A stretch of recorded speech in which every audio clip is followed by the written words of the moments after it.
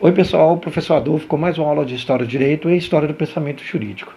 Como nós vimos na última aula sobre o direito dos povos sem escrita, houve uma evolução muito grande até que eles chegaram na construção das cidades. E aí eu já deixei uma dica lá, eu já deixei algo já preparado para essa próxima aula, que é a questão da Mesopotâmia. Eles foram se aproximando da Mesopotâmia, que o homem vai evoluir até então, pelo que a gente sabe hoje, vai surgir na África, né, nas estepes africanas, e vai se direcionando para a região ali do Irã, do Iraque, onde ficava a Mesopotâmia, pela, pela quantidade de água, né, que o homem sempre buscava água, pela quantidade de terras férteis, porque o homem precisa da água e precisa da agricultura. Então ele vai se fixar ali. A Mesopotâmia, antes de tudo, é bom a gente falar que ela não era um estado, ela não era um povo, era uma região banhada por dois grandes rios, que é o Tigre e o Eufrates, e ali a gente tinha vários povos, acadianos, sumérios, caldeus, babilônios, entre inúmeros, assírios, então tinham vários povos. Cada povo desse era autônomo, independente, tinha suas próprias leis, a lei bem costumeira dos costumes locais. Né? Geralmente eles eram inimigos, eles lutavam por território, lutavam por comida, lutavam por água, não eram povos amigos. Né? Isso com o tempo vai gerar um comércio entre eles, eles vão se aproximar, mas na maioria do tempo eles eram povos que lutavam por aquela terra. A gente tem alguns destaques, né, que é a Babilônia, a Suméria, os hititas e assírios, e acadianos também a gente não pode esquecer, depois eu vou falar por que dos acadianos. Então, esses povos viviam ali de forma autônoma. O direito evoluiu muito rápido ali. Talvez foi uma das regiões do mundo antigo que o direito mais evoluiu. E o interessante dessa história é que quando você vai estudar o ensino médio, você não vê isso. Não se dá valor. Você pega lá, no livro de história, a Mesopotâmia, né, a Babilônia, ali o Hammurabi, né, a Síria, coisa muito rápido, de forma muito sucinta, porque existe uma mentalidade que já existia bem há um tempo atrás, de você dar uma desvalorizada no que vinha do Oriente, né? E o Oriente criou muita coisa interessante, o Oriente evoluiu muito a ciência, a arquitetura e até o direito.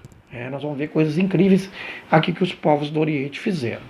E aí na Mesopotâmia, o direito vai evoluir de forma muito rápida por um princípio básico do direito. Né? O direito só evolui quando ele é reconstruído. O direito só evolui quando ele é reescrito. Quando você reconstrói, você produz o direito o tempo todo. Quando você deixa o passado, você reescreve o direito e você coloca coisas novas. Então, isso é um direito evoluído. Se você pegar um direito lá, colocado pelos talibãs, lá no Afeganistão hoje, que é baseado no Corão, no Corão, que é no direito religioso, que ali no mundo tem 3 mil anos. Isso não é um direito evoluído. O nosso, podemos dizer que é um direito evoluído, que ele está em constante transformação. Olha o nosso direito, gente, que você está aprendendo hoje, daqui a um mês não é a mesma coisa, né? A gente tem jurisprudência, a gente tem vários fatores aí que vão moldando, vão modificando as leis. Isso é um direito evoluído. Aí você pergunta por que, professor, lá na Mesopotâmia esse direito era tão evoluído. Aí nós vamos remontar a questão das lutas entre eles, né? Que cada rei de cada região tinha, a partir do direito passou a ser escrito, naquelas regiões também começaram a surgir os códigos. O que eram os códigos ali? Cada região tinha um código, que era um compilado de leis, era um conjunto de leis, que o rei assumia aquilo para ele. Então a gente tem o Namu, o Istá, o Hammurabi e vários outros códigos, que eram os códigos dos reis. Então quando eu fazia um código, esse código levava o meu nome para demonstrar poder, sabedoria, consciência jurídica, benevolência, inteligência. Então cada rei daquela região tinha o seu próprio código. Eles foram surgindo e eles davam força para o seu reinado. Então com o surgimento desses códigos, e tem um detalhe, eles usavam muito a questão da lei do talião, que surgiu no templo, na Suméria, ainda tem muito a pesquisar ainda sobre um grupo de de sacerdotes do talião, e baseava-se no olho por olho, dente por dente. Tudo aquilo que você fazer contra o seu semelhante, volta-se contra você. Então, você furou o olho de alguém, seu olho vai ser furado. Se você roubou, te corta a mão. Então, é olho por olho, dente por dente. Isso vai ser o padrão, praticamente, das leis da antiguidade. Vocês vão ver isso de forma muito comum acontecer. Porque era muito fácil você usar isso. Porque isso já vinha pronto, gente. Se você não precisava de inventar a lei, você pegava algo, olho por olho, dente por dente, o que você fez contra alguém, aplica contra você. Então você não precisa ficar criando muita coisa, não. Está tudo prontinho. Nessa ideia da lei do talião aí. Então esses povos da Mesopotâmia começam a usar, né, a lei do talião, ou a base a lei do talião, para fazer os seus códigos. Isso é muito importante, que dá um significado de muita justiça, né? Porque a pessoa era, de uma certa forma, ela se sente amparada. Poxa, eu fui, de uma certa forma, eu fui violado no meu direito, então eu vou querer que ele também perca algo, né? Então, foi uma coisa que era muito usada e muito aceito na época. Então, o Código de Italião era baseado, é ele que baseava esses códigos, essas leis dessa região da Mesopotâmia. E esses impérios acontecia o seguinte: o rei, ele criava esse código poderoso, usava, e quando ele dominava um outro povo, ele queria impor o seu código. No início, né, eles não sabiam ainda como fazer, isso era um desastre, porque o código e as leis que estavam ali era baseado no costume do seu povo. Então, como é que eu vou impor o costume do meu povo no povo dominado? Tem coisas tão banais, tão simples. Por exemplo, o judeu e o muçulmano não comem carne de porco. Nós já comemos a carne de porco, não tem pecado nenhum, mas para eles é pecado. Então, quando eu imponho regras, por exemplo, dentro de um código, liberando o consumo de carne de porco, eu estou indo contra a religião, vai causar revolta, vai causar problemas. Então, esses costumes, aos poucos, foram modificando. Os reis começaram a perceber que eu poderia sim aplicar um código de domínio, né? Um código meu que eu fiz para dominar aquele povo que eu conquistei. Só que eu tinha que adequar. Olha que evolução do direito, né? Aí, olha que evolução desse pensamento jurídico. Eu tive que adequar a essas situações de costume. Então, se eu vou usar o meu código para dominar o outro povo, impor e obrigá-los a usar, eu vou estudar, eu vou pesquisar, eu vou observar qual é o costume deles e adaptar aquele código. É simples, gente. Eles vão obedecer muito mais, eles vão acatar muito mais. Eu não vou ter problemas com revoluções, eu não vou ter problemas com desobediências entre eles, então vai ser muito mais fácil.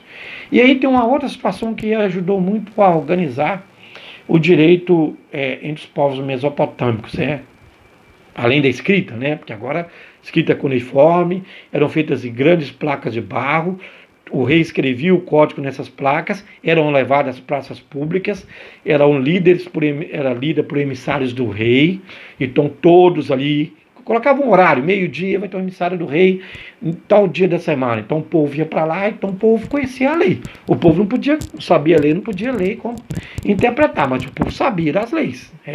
Isso era obrigatório, o povo estar ciente ali, estar reunido, ouvindo as mudanças, alterações e as leis que eram expostas ali em praça pública. Era o mínimo de interesse que o povo tinha que ter. Então, à medida que esse rei, por exemplo, ia morrendo, ia assumindo o filho dele. A questão ali era muito hereditária que usava na época, era do filho mais velho, então, o rei que assumia, por exemplo, eu era rei da Babilônia. Eu morria e meu filho assumia. A primeira coisa que meu filho ia fazer era mudar as leis que existiam. Por quê? Ele não ia deixar as leis, as minhas leis, porque isso era sinal de fraqueza. Eu precisava de fazer novas leis para impor as minhas leis. Era um sinal de sabedoria, de inteligência, de domínio jurídico. Então eu estou fazendo novas leis para o meu povo. E aí como é que essas leis vão evoluir, professor, como você estava falando? Por que elas vão ser consideradas leis que vão evoluir mais no período da história antiga? Porque eu estou mudando toda hora, gente. E essas mudanças são incríveis, porque a partir da hora que meu filho assume meu código, mesmo que ele mude pouca coisa, ele vai mudar. E ele vai mudar para melhor. Porque ele vai querer fazer uma gracinha com o povo, ele vai querer trazer uma lei mais justa, ele vai tirar o que não estava dando certo, vai colocar o que estava dando, o que pode dar, que estava dando errado, e vai colocar o que estava e que pode dar certo. Então, eles vão ter essa perspicácia de alterar e alterar para melhor. Então esses códigos da Mesopotâmia, eles evoluíram demais, alterando-se rapidamente, porque os reis morriam muito fácil, né? Uma expectativa de vida da Mesopotâmia era de 37 anos, no máximo, estourando. Um rei vivia até 40 no máximo. Então, aí fora as doenças, pestes, e aí vai, né? Caçadas mal sucedidas, né? E aí vai. Então, eles iam modificando as leis, os seus sucessores iam colocando leis novas. Então, cada vez que essas leis iam surgindo, mais evoluídas essas leis eram. Então a gente tem uma evolução muito grande aí na Mesopotâmia. Os acadianos, eu deixei bem claro aqui que eu iria citar os acadianos. Os acadianos tiveram uma importância muito grande nessa evolução do pensamento jurídico aí na história dos povos primitivos aí, dos povos antigos aí. Porque os povos da Mesopotâmia em si, à medida que eles foram se aproximando, fazendo comércio, deixando algumas rivalidades de lado, que eles viram que era importante esse comércio, que nem todos tinham os produtos que eles queriam, eles perceberam que a língua acadiana era uma língua muito mais fácil de ser escrita e mais fácil de ser falada. Então o acadiano foi a primeira lei padrão jurídica e econômica do mundo antigo, do mundo a ser usada. Então imagina, naquela época eu comerciante, se eu saísse da Suméria e fosse para a Caldeia, eu levava um intérprete de acadiano, que sabia escrever e ler, e ele iria lá na região que eu iria fazer o comércio, teria também um intérprete e isso facilitaria a comunicação, a troca de mercadoria, né, o conhecimento de texto, de leitura, de cultura e até o texto jurídico.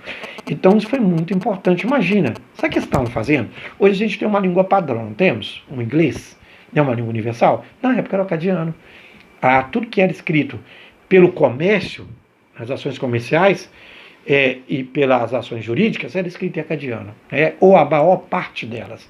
A gente pode ver o sumério como a primeira escrita que surgiu naquela região, até então é os sumérios, né? Como eu sempre falo, a história não é uma ciência exata, então amanhã pode sair que não era os sumérios. Aliás, até então a gente estudava um tempo atrás que a língua suméria é a língua mais antiga da história, e não é. Hoje a gente sabe que é chinesa, só que como tudo lá na China é mais difícil, é difícil de chegar aos documentos, é difícil de chegar às pesquisas, a gente continua considerando a língua sumeriana. Então, a língua padrão acadiana, olha, é como se fosse um inglês hoje só. Você não precisa de ir na China, né, falar chinês para comercializar seu produto. Você falar um inglês, ou ter um intérprete em inglês, você vai com certeza se dar bem lá. E as cidades foram crescendo, nós temos várias cidades ali, né, a chamada cidade-estado na Mesopotâmia. O que é uma cidade-estado? Por que é importante a gente falar isso? Porque a cidade-estado ela tem toda a configuração de um estado, né? Ela é uma cidade que cresceu, ela tem um rei, tem um poder político, tem um poder econômico, tem uma agricultura, tem um poder religioso, né? Ela tem um estado soberano, precário, né? O rei tem ali o seu território e tem quase a configuração de um estado atual. Então, a cidade-estado ela tem muito poder, né? Ela alcança um território muito grande, então ela é muito poderosa. Então é por isso que ela é chamada um estado, uma cidade-estado. E vários reis ali se sobressaíram, como o próprio Hammurabi, que nós vamos falar na hora seguinte, que ele vai fazer um código que vai ser um dos códigos mais brilhantes feito pelo homem. E aí a gente segue com essa evolução da direito da Mesopotâmia, a gente pode ver, por exemplo, o surgimento de direito da mulher, né? Ainda era precário, mas a mulher passou a ter alguns direitos, lembrando sempre que existia aí um padrãozinho também nessa questão da regra de direito para a mulher, tá? Vocês vão perceber que todos os povos antigos, quando a mulher tinha direito, é porque ela tinha alguma utilidade ali. Se a gente começar a observar, quando é que a mulher começou a ter mais direitos no mundo atual? Foi pós Primeira Guerra Mundial, principalmente nos Estados Unidos, que as mulheres começaram a exigir, né, ter mais liberdade, principalmente para o trabalho. Por que os Estados Unidos cedeu, por exemplo, direitos voltados ao direito de trabalho para a mulher? Né? Eu estou falando entre vários direitos surgidos pelo mundo, mas eu estou usando os Estados Unidos como exemplo, tá, pessoal? Antes vocês comecem a pontuar aí, na Europa, na França, já teve a passeata das mulheres na França em 1909, tá, mas vamos numa coisa prática, né? De legislação mesmo, que contemplava a mulher poder trabalhar. Porque os homens estavam na guerra. Se os homens estavam na guerra, precisava da mulher como mão de obra jovem, um homem jovem, de 18, 25 anos na guerra, então precisava de mulheres jovens para trabalhar nas fábricas de munição de armas. Então eles vão dar direitos para a mulher. No mundo antigo também era assim. Por que em Esparta as mulheres tinham direito e em Atenas não? Porque Atenas era uma cidade comercial. Depois nós vamos falar sobre as cidades, né? Sobre a história de Atenas, do direito grego. Porque em Esparta as mulheres eram guerreiras, as mulheres não treinadas para ser guerreiras, elas tomavam conta da cidade porque o homem estava na guerra, então elas vão ter direito. Então era assim, à medida que a mulher foi sendo necessária, alguns direitos surgiram para ela, e na Mesopotâmia a mulher passa a ter alguns direitos. E já é uma conquista, né? Elas, por exemplo, podiam ter direito a algum trabalho, poderiam, por exemplo, ter direito, né, a algum dote do casamento, então foram surgindo alguns direitos aí para a mulher, sim. E a história da Mesopotâmia é uma história muito bacana, muito bonita, apesar de ser envolvida por guerras, por conflito entre esses estados, essas cidades-estados, mas ela fez com que o homem evoluísse muito no pensamento jurídico.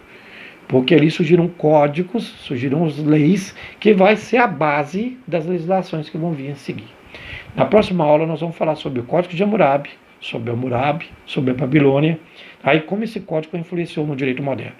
Espero que vocês tenham gostado. Aguardo vocês na próxima aula nossa, ok? Professor Adolfo, fiquem com Deus.